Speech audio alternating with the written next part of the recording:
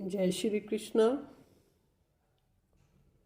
वेदों शास्त्रों को पढ़ने से, सुनने से, धारणा करने से जो शक्ति मिलती है, जो ज्ञान मिलता है, जो समझ आती है, जो सात्विक ऊर्जा उत्पन्न होती है, उसका नाम कह दिया कि वेदों में वास करने वाले वेद व्यास जी द्वारा लिखी गई विश्वामित्र भी कहा गया है। ऋषि मुनियों द्वारा विचित्र रूप से मार्गदर्शन करवाना, समाज में मनुष्य को कैसे जीवन निर्वाह करना चाहिए इसकी रूपरेखा बनाकर देना। जैसे संत कबीरदास के दोहे छोटी क्लासों में गाए जाते हैं परंतु अर्थ पता नहीं होता, और आगे चलकर इन्हीं शास्त्रों की पीएचडी की जाती है। साइलेंस की शक्ति से विज्ञान का जन्म हुआ। मन को मन की रुचि के अनुसार कोई विशेष काम चाहिए होता है।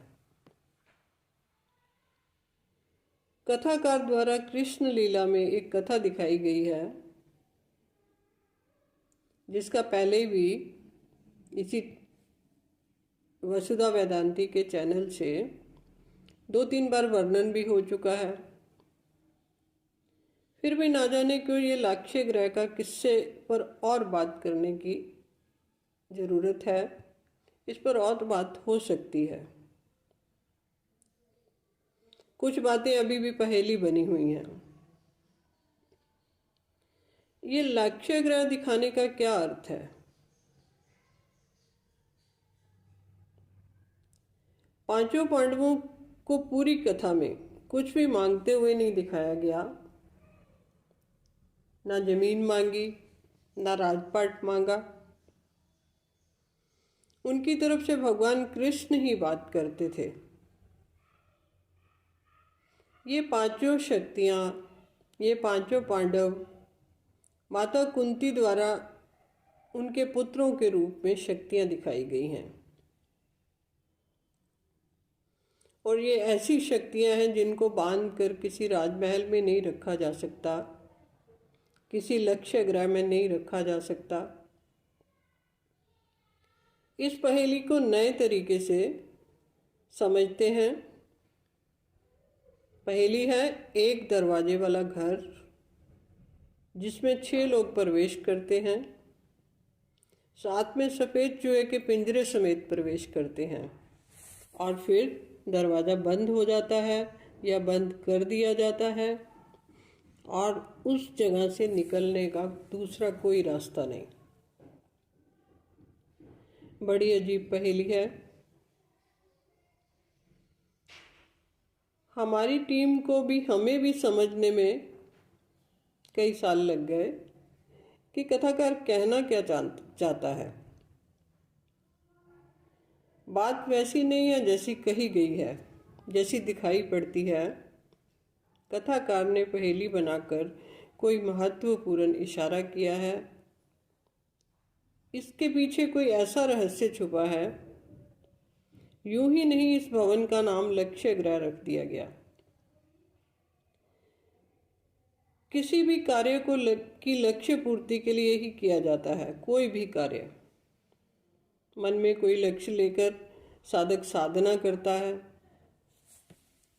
सिद्धियों को प्राप्त करने के लिए साधना करता है। अगर डॉक्टर की पढ़ाई पढ़ी जाती है तो पैसा कमाने के लिए, डॉक्टर बनने की, इसीलिए डॉक्टर बना जाता है। कथाकार के इस झलकी को मनुष्य जीवन से जोड़कर देखना होगा, शिशु के जन्म से जोड़कर देखना होगा। शिशु जन्म लेता है, शरीर रूपी कवच को पहने हुए माता के गर्भ में पालना लेता है। शरीर रूपी चोला, जिसका ताना बुना जब मजबूत हो जाता है तब उसका जन्म होता है। तो यहाँ कथाकार ने माता कुंती का पहला बेटा, जिसका जन्म घर के भीतर दिखाया। और किसी दूसरे घर में पालना होते दिखाया। जब कर्ण बड़ा होता है तो अपने मित्र दुर्योधन के राजमहल में रहते हुए दिखाया गया। कर्ण को पूरी तरह से एक बालक के जन्म की तरह और पालना और कर्म करते दिखाया गया। माता कुंती द्वारा जिन शक्तियों को विधाता ने पुत्रों रूप में अर्जित करते हुए दिखाया गया, लेते हुए दिखाया गया, वे सारी शक्तियां महलों में नहीं समा सकती थी, भवनों में नहीं समा सकती। जल की शक्ति का अनुमान सभी को है। जल ने बहना होता है। वायु जंगलों में ही विस्तार को पाती है। अग्नि का विनाश का कार्य होता है। आकाश को मुट्ठी में बंद करना असंभव है।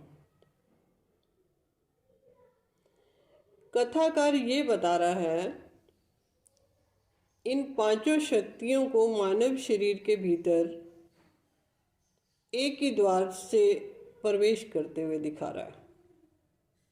नाभि से प्रवेश करती हैं पांचों शक्तियां, और जब मनुष्य जन्म लेता है तो ये द्वार बंद हो जाता है और सभी बच्चे बड़े होते हैं, अपनी लक्ष्य की ओर रवाना होते हैं। मनुष्य अपने लक्ष्य को लिए हुए जीवन जीता है।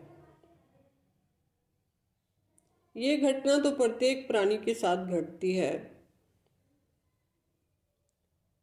जब ये पांचों महान तत्व, अमर तत्व मनुष्य के शरीर में भीतर प्रवेश करते हैं और द्वार बंद हो जाता है, तो कथाकार द्वारा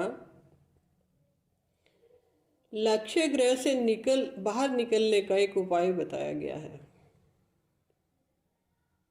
बाहर निकलने के दो तरीके बताए गए हैं। शुद्ध विचारों से भरा हुआ सफेद मन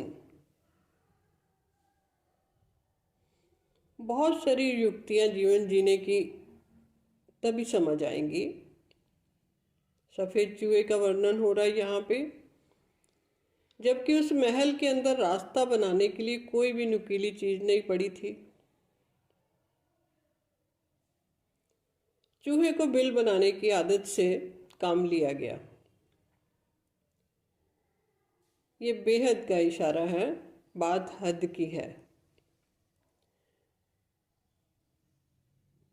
ये कथा समाज के लिए, समाज को दर्शन के लिए लिखी गई है।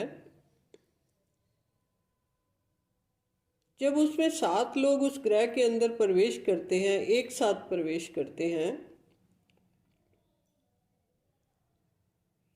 तो हद के दृष्टिकोण से 7 लोगों की अस्थियां भी दिखानी थी। तो कथाकार ने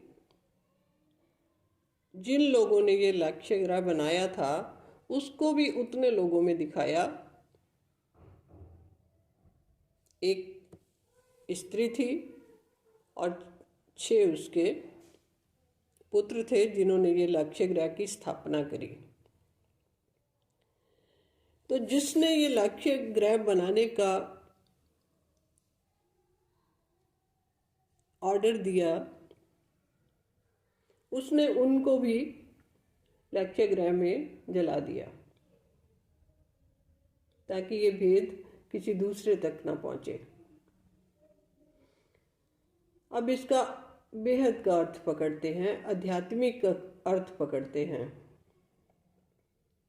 मरना दिखाया उतने ही लोगों का, आग में जलकर, आग में तपकर मरना दिखाया।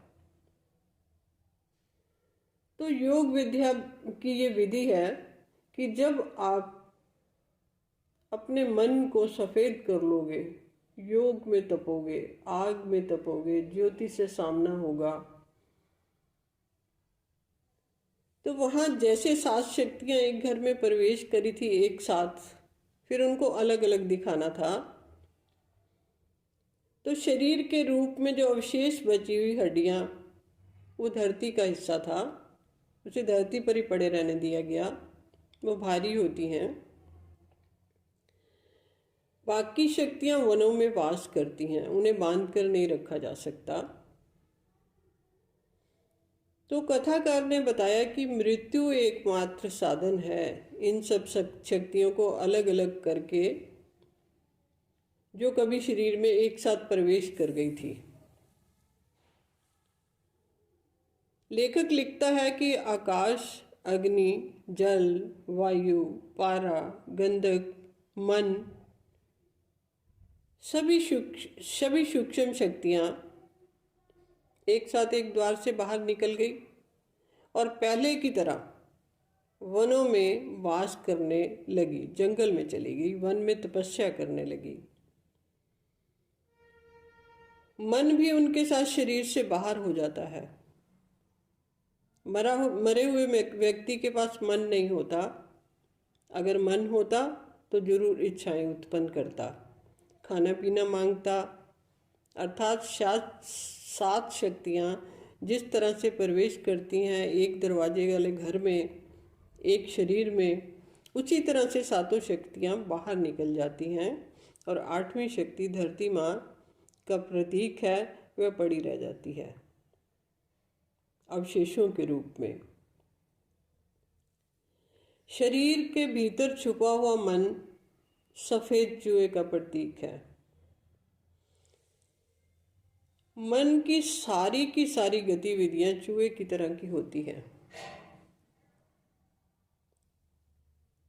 चूहा कीमती से कीमती चीज को कुतरन में बदल देता है, वेस्ट कर देता है। चूहा दूर से आने वाली पदचाप को सुन लेता है। मन भी दूर से आने वाली शंका को पकड़ लेता है, खुशी को पकड़ लेता है। जैसे चूहे की सूंघने की शक्ति बहुत तेज होती है, वैसे ही मन की सूंघने की शक्ति विलक्षण होती है। कई बार हम लोग एक दूसरे से कहते हैं कि अभी अभी हम आपको याद कर रहे थे और आप आ भी गए। इसका मतलब मन ने उस आहट को पहले से ही सुन लिया और इशारा भी दे दिया। दूसरा तरीका लेखक द्वारा ये लिख कर दिया गया है कि जीते जी मरना सीख लो। शरीर को शरीर करके जानो, मन को मन करके जानो, आत्मा को आत्मा रूप में जानो। उसके लिए गायन है, जीवत मरिए पवजल तरिए। नानक लिखते हैं, जो प्राणी ममता तजे, लोभ मोह अहंकार, कहे नानक आपन तरे और न लेत उभार। यहाँ ये समझ आई कि कथाकार ने ये पहेली जो बना के दी हमें, ये हमारे जन्म से लेके मृत्यु तक का वर्णन किया गया है। कैसे पांचों तत्व शरीर में प्रवेश करते हैं, कैसे बाहर निकल जाते हैं। आज इतना ही, ये कड़ी जारी रहे।